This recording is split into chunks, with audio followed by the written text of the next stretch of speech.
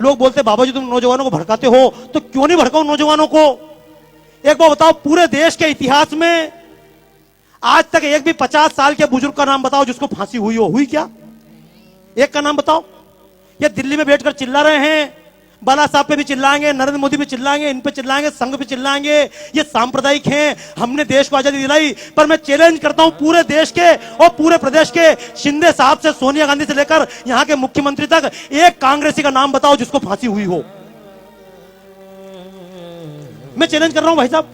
मैंने तो आरटीआई में पूछा, पूरे देश में तुमने देश को आजादी दिलाई, लेकिन एक कांग्रेसी का नाम बताओ जिसको अंग्रेजों ने फांसी दी हो। अंग्रेजों ने केवल लाठी नहीं खाई, डंडे नहीं खाए, केवल मक्खन और अंडे खाए हैं। लेकिन समस्या है, इस देश का नौजवान भगत सिंह क्यों नहीं बनना चाहता? इस देश का नौजवान शिवाजी क्यों नहीं बनना चाहता? इस देश का नौजवान फांसी क्यों नहीं खाना चाहता? नौजवान को गाली देना आसान है, लेकिन कहूंगा दोस्तों, पूरे जीवन में महात्मा गांधी ने कभी एक डंडा खाया? बोलो हाँ या ना?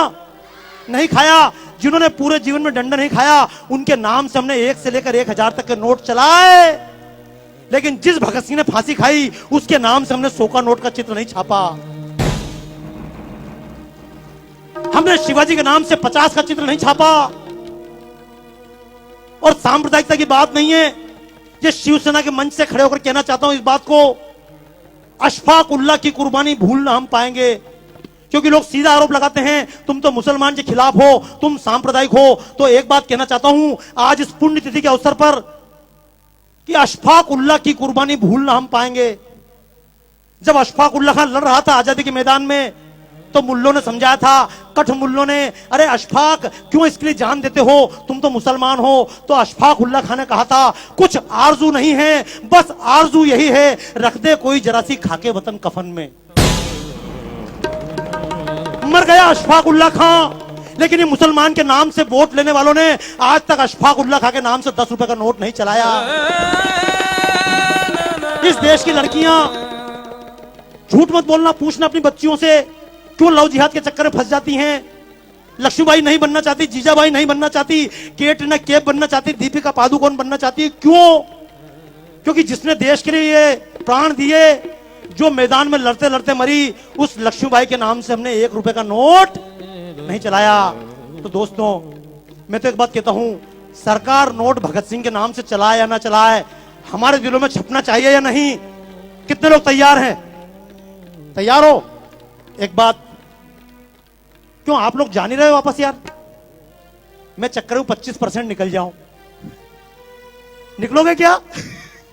अच्छा सुनो, देखो एक बात बताऊं, जब भगत सिंह को फांसी दी जा रही थी, मैं शब्द बोल रहा हूं, मैं जब बोलता हूं मंच से, कारण समझ लेना, मेरी जितनी प्रदर्शनियां सब विदेशों में लगती है।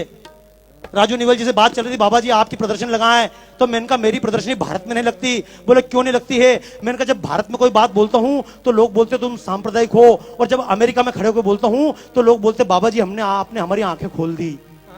तो कारण समझना दोस्तों, जब महात्मा गांधी ने लॉर्ड इरविन से बातचीत की थी, समझौता हुआ था, तो लोगों ने कहा था महात्मा जी, भगत सिंह ने किसी की जान नहीं ली है, संसद भवन के कोने में बम फेंका है, किसी व्यक्ति पर नहीं फेंका।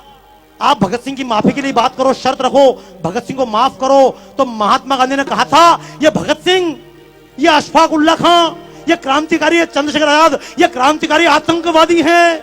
तो मैं भी एक बात कहना चाहता हूं, अगर भगत सिंह आतंकवादी थे तो मैं भी आतंकवादी हूं। और ऐसे आतंकवादी देश के कोने कोने में पैदा करना चाहता हूं। क्यों? अगर भगत सिंह की तरह आतंकवादी देश में पैदा हो जाएं, तो अफजल और कसाब जैसे आतंकवादी दिखाई, तो बोलो देश के नाम पे आतंकवादी बनना चाहते हो? अभी तक लोग मजहब के नाम पे आतंकवादी बने, जातियों के नाम पर आतंकवादी बने। हालांकि आतंक का मतलब यह नहीं कि बम लेकर निकल जाना, मारोगे किसको मारोगे? देशवासी को मारोगे क्या? लेकिन कम से कम और किसी को मारो मत मारो, अपने स्वार्थ को मार लेना। जब कभी वोट देने जाओ तो जाति देखकर वोट मत देना।